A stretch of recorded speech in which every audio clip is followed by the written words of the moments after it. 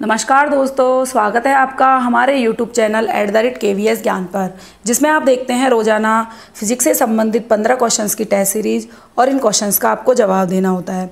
तो आज की टेस्ट सीरीज शुरू करने से पहले यदि आप हमारे चैनल पर नए हैं तो चैनल को सब्सक्राइब कर लें और बेल आइकन को प्रेस कर लें ताकि आपको आने वाले नोटिफिकेशन मिल सके। तो चलो शुरू करते हैं आज की टेस्ट सीरीज। आज का पहला प्रश्न है हमारा कि यदि दंड चुंबक को 2 बराबर टुकड़ों में काट दिया जाए तो प्रत्येक टुकड़े की शक्ति पर क्या प्रभाव पड़ेगा। पहला ऑप्शन है दुगनी हो जाएगी, दूसरा है आधी हो जाएगी, तीसरा है शून्य हो जाएगी और चौथा है यथावत रहेगी। आपको बताना है सही आंसर क्या है। तो देखिए, इसका सही आंसर है ऑप्शन डी, यथावत रहेगी। इसका मतलब यदि ये दंड चुंबक है, इसका एक ध्रुव N है, दूसरा ध्रुव क्या है एस। यदि आप इसको बीच में से काट के 2 टुकड़े बना दो तो ये वापस से 2 चुंबक के टुकड़ों में बदल जाएगी और इसका जो सिरा है ये N, तो ये S की तरह व्यवहार करेगा और ये S है तो ये किसकी तरह व्यवहार करेगा, N की तरह। इसका मतलब इसकी शक्ति पर कोई प्रभाव नहीं पड़ेगा। नेक्स्ट है question number second. Question number second है हमारा, पेट्रोल की गुणवत्ता किसमें व्यक्त की जाती है। पहला ऑप्शन है सीटेन संख्या, दूसरा है ऑक्टेन संख्या और चौथा है मिश्रित संख्या। आपको बताना है सही आंसर क्या है। तो देखिए, पेट्रोल की जो गुणवत्ता होती है उसे हम व्यक्त करते हैं ऑक्टेन संख्या में।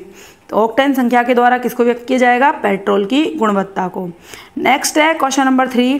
क्वेश्चन नंबर 3 है हमारा कि जलदाब बढ़ता है तो जल का कथन बिंदु। पहला ऑप्शन है घट जाता है, दूसरा ऑप्शन है बढ़ जाता है, तीसरा ऑप्शन है अपरिवर्तित रहता है और चौथा ऑप्शन है वाष्प की मात्रा पर निर्भर करता है।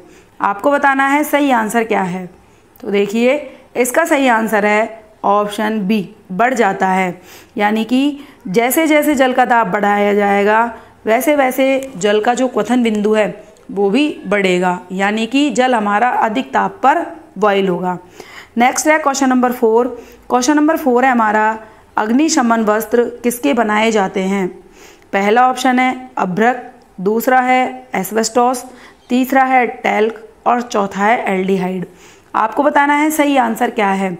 तो देखिए, इसका सही आंसर है option B, asbestos. Important question है, कई बार एग्जाम्स में पूछा गया है, तो ध्यान रखना है अग्निशमन जो वस्त्र होते हैं वो एस्बेस्टॉस के बनाए जाते हैं। नेक्स्ट है क्वेश्चन नंबर 5। क्वेश्चन नंबर 5 है हमारा कि परस्पर 60 डिग्री के कोण पर रखे 2 समतल दर्पणों के मध्य किसी वस्तु के कितने प्रतिबिंब बनेंगे। पहला ऑप्शन है 3, दूसरा ऑप्शन है 5, तीसरा ऑप्शन है 6 और चौथा ऑप्शन है 4।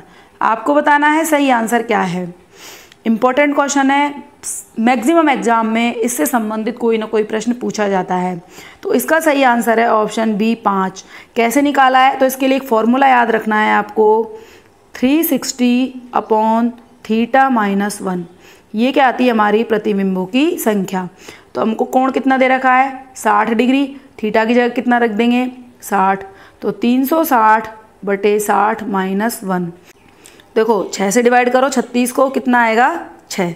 6 - 1 = 5। तो इस तरह से हमारे प्रतिबिंबों की संख्या कितनी आ गई, 5। नेक्स्ट है क्वेश्चन नंबर 6।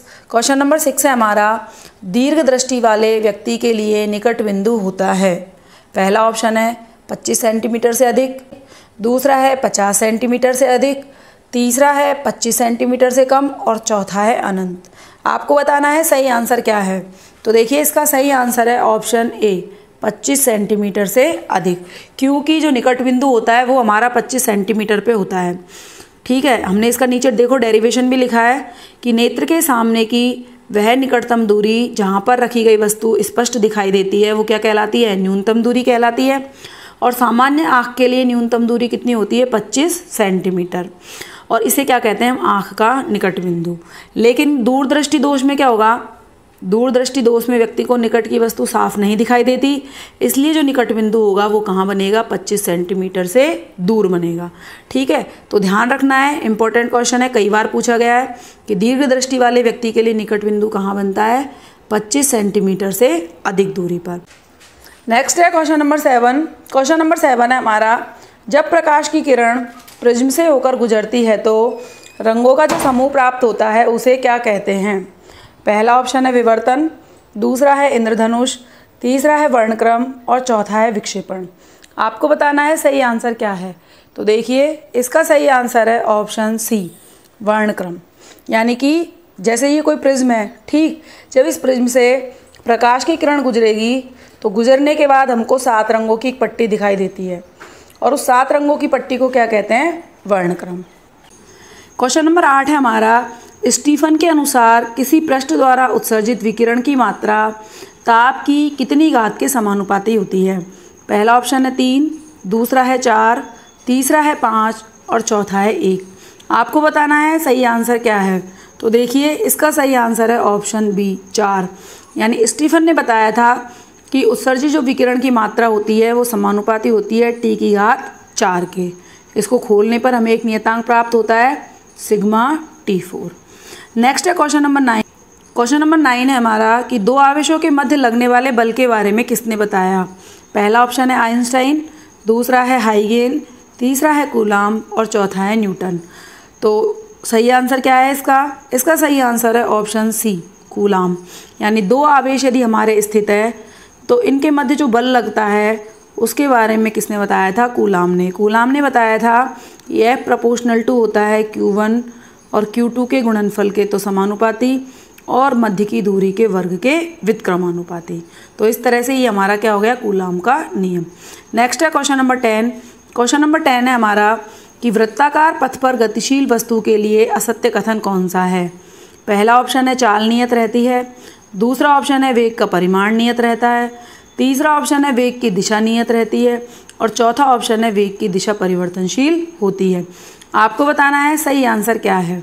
तो देखिए जब भी कोई वस्तु वृत्ताकार पथ में घूमती है तो वृत्ताकार पथ में घूमने के लिए उसकी चाल हमेशा नियत रहेगी, ठीक, तो ये भी हमारा सही है। दूसरा है वेग का परिमाण भी क्या रहता है? नियत रहता है, तो ये भी सही है। तीसरा है हमारा, देखो अगर हम इस बिंदु पे दिशा निकालें तो इस दिशा में आएगी, इस बिंदु पे यदि दिशा निकालें तो इस दिशा में आएगी। इसका मतलब वेग की क्या बदल रही है? दिशा बदल रही है। तो वेग की जो दिशा है वो परिवर्तनशील होती है, ये कथन तो सही है। और हमारा जो सी कथन है वो क्या है? गलत है। इसका मतलब इस क्वेश्चन के लिए सही आंसर क्या है? Option C. नेक्स्ट है क्वेश्चन नंबर 10। नेक्स्ट है क्वेश्चन नंबर 11। क्वेश्चन नंबर 11 है हमारा कि पूरक मात्रक कितने होते हैं? पहला ऑप्शन है 7, दूसरा है 2, तीसरा है 4 और चौथा है जितनी भौतिक राशि है उतने ही। आपको बताना है सही आंसर क्या है। तो देखिए इसका सही आंसर है ऑप्शन बी, 2। पूरक मात्रक कितने हैं हमारे? 2। एक तो है हमारा रेडियन और दूसरा है हमारा स्टेरेडियन। दूसरा कौन सा है? स्टेरेडियन। रेडियन में हम नापते हैं तलीय कोणों को और स्टेरेडियन में हम नापते हैं घनीय कोणों को। नेक्स्ट है क्वेश्चन नंबर 12। क्वेश्चन नंबर 12 है हमारा, निम्न में से प्रदिश राशि है। पहला ऑप्शन है जड़त्वागुण, दूसरा ऑप्शन है प्रतिरोध, तीसरा ऑप्शन है विभव और चौथा ऑप्शन है विस्थापन। आपको बताना है सही आंसर क्या है। तो देखिए इसका सही आंसर है ऑप्शन ए, जड़त्वागुण हमारी क्या है? प्रदिश राशि है। प्रदिश राशियाँ क्या होती हैं? यह ऐसी राशियाँ होती हैं जिनको परिमाण और दिशा के द्वारा भी पूरी तरह से व्यक्त नहीं किया जा सकता। नेक्स्ट है क्वेश्चन नंबर 13। क्वेश्चन नंबर 13 है हमारा, जड़त्व किस पर निर्भर करता है? पहला ऑप्शन है ए, द्रव्यमान, दूसरा ऑप्शन है वेग, तीसरा ऑप्शन है त्वरण और चौथा ऑप्शन है मात्रक। आपको बताना है सही आंसर क्या है। तो देखिए जो जड़त्व होता है वो हमारा निर्भर करता है द्रव्यमान पर। किस पर निर्भर करता है? द्रव्यमान पर। यानी जिस वस्तु का द्रव्यमान जितना ज़्यादा होगा उसमें उतना ही ज़्यादा जड़त्व का गुण होगा। तो हम कहते हैं कि जो जड़त्व होता है वो प्रोपोर्शनल होता है द्रव्यमान के। नेक्स्ट है क्वेश्चन नंबर 14। क्वेश्चन नंबर 14 है हमारा कि किसी कण को किस कोण से फेंका जाए कि वह अधिकतम ऊंचाई तक जाए? पहला ऑप्शन है 90 डिग्री, दूसरा ऑप्शन है 45 डिग्री, तीसरा ऑप्शन है 60 डिग्री और चौथा ऑप्शन है 30 डिग्री। आपको बताना है सही आंसर क्या है। तो देखिए इसका सही आंसर है ऑप्शन ए, 90 डिग्री। यानी कि प्रक्षेप गति में जब किसी कण को फेंका जाता है तो यदि हम उसको थीटा बराबर 90 डिग्री पर फेंकें तो वो कण हमारा अधिकतम ऊंचाई तक जाएगा। यानी ये वाली जो दूरी है ये क्या होगी? अधिकतम होगी। तो ध्यान रखना है थीटा कितना आएगा? 90 डिग्री। और आज की क्विज़ का नेक्स्ट और लास्ट प्रश्न है हमारा कि वर्षा की बूंदें पृथ्वी पर गिरती है। पहला ऑप्शन है एक समान त्वरण से, दूसरा है एक समान वेग से, तीसरा है एक समान चाल से और चौथा है उपरोक्त सभी। आपको बताना है सही आंसर क्या है। तो देखिए इसका सही आंसर है ऑप्शन बी, एक समान वेग से। इम्पॉर्टेंट क्वेश्चन है, याद रखना है कि जब वर्षा की बूंदें नीचे गिरती है तो इनकी वेलोसिटी क्या होती है, एक समान, यानी कि ना तो इनका परिमाण बदलता है और ना ही इनकी डायरेक्शन बदलती है। इसलिए यहाँ पे सही आंसर क्या होगा, एक समान वेग। इस तरह से आज की क्विज कंप्लीट हो गई। आपने कितना स्कोर किया है कमेंट सेक्शन में कमेंट करके ज़रूर बताएं। कल फिर मिलते हैं एक नई वीडियो के साथ, तब तक के लिए टेक केयर, बाय बाय।